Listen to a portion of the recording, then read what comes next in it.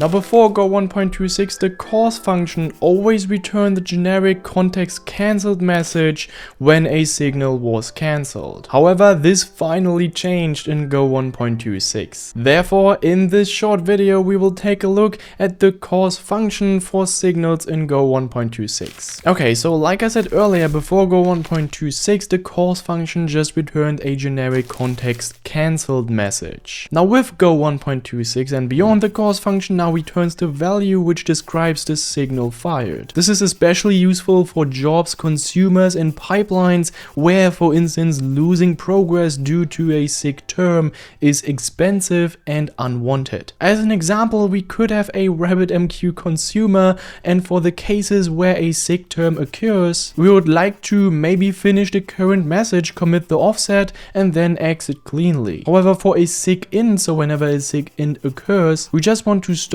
immediately and do not really commit anything, and the message gets redelivered in the future. And this is really just one example, so let me quickly demonstrate how to use this cause function in Go 1.26. Okay, so obviously we do have to leverage signals in Go, so what we can just use is the signal.NotifyContext function right here. And this just returns the context and a possible stop function, which we will then call with a defer right here. So with this defer stop, we will just clean up our signal listener when the main function finishes. And in the notify context function right here, we will just use the context.background. We will use the os.interrupt right here as a signal, but then also the syscall.SIGTERM. Alright, and this just sets up a way to really listen for signals from the operating system, like when you press Ctrl+C, or when a system manager like systemd tries to shut down our service. Obviously, this is just a quick demo, and this signal.NotifyContext just gives us a context that automatically cancels itself if it hears an interrupt. So a SIGINT, usually with Ctrl+C, or a terminal signal like SIGTERM, for instance. And we use context.background right here as the base because this is just the very beginning of our program. Alright, and then we can just have a simple fmt.print line right here, and we will just say processing ...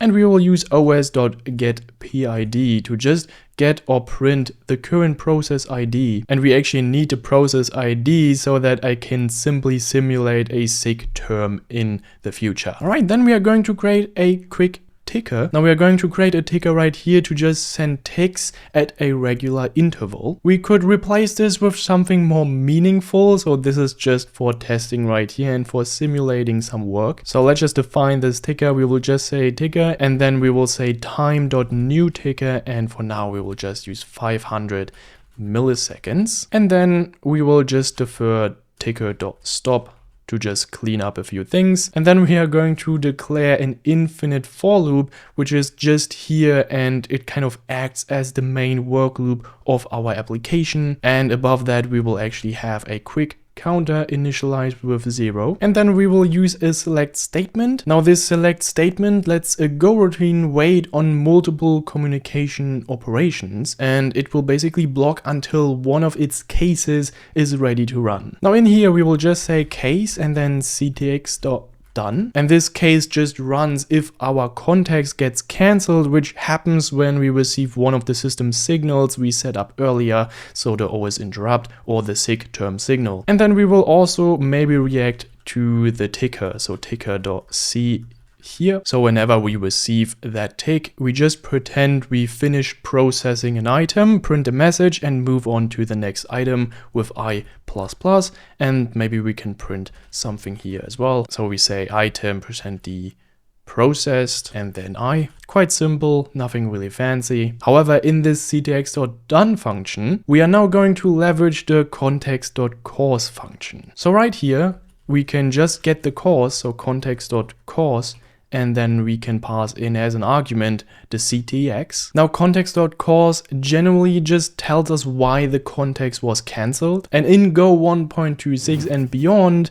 context.Cause now returns the signal as an error. So for example, we would get for a SIGTERM a terminated signal received error, and before Go 1.26, Cause always returned this generic context cancelled message. So what we can do is we can just use string strings.contains, and then we can leverage cause.error and then maybe terminated. And right here, like I said before, SIGTERM just returns this terminated signal received error, and we can actually check this if we are going to just print later on the cause right here. And if it is a SIGTERM, we are just going to printf something. So for instance, SIGTERM and then saving checkpoint at item %d, for instance. Nothing really fancy right here. Okay, now right here we just check if the error message string contains terminated. Now unfortunately this error function only returns a string representation of the error and no actual type that we can use. So right now there's unfortunately no public like signal.signal error or any error type to target this right here. Now obviously this error string can change internally, so this is hopefully just a temporary workaround. Okay, and then we can also check like else if and then errors .is, for instance, cause and then context.Canceled, right? So if it wasn't a really SIGTERM and it's not a standard cancellation, meaning it was likely an interrupt like Control-C, this if condition is going to run right here. And errors.is is used here because context.Canceled is a well-known sentinel value we can compare by identity. And this guard just prevents a programmatic stop call from being mistaken for a SIGINT. And then we can, for instance, say discarding nothing saved. Right, quite simple. And then last but not least, after handling the shutdown signal, we just return to exit the main function right here. Okay, cool. So let's just quickly demonstrate what is really going on with this program right here. So if we're just going to go run main.go, what we will actually see is processing and then the process ID. So let's just have Control-C right here.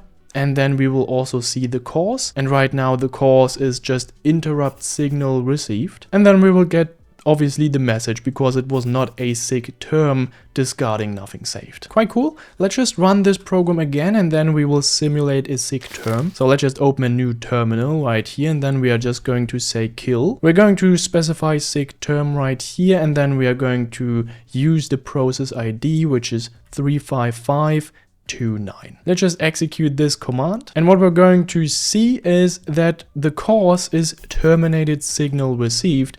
And then we will actually see the SIGTERM saving checkpoint at item 35.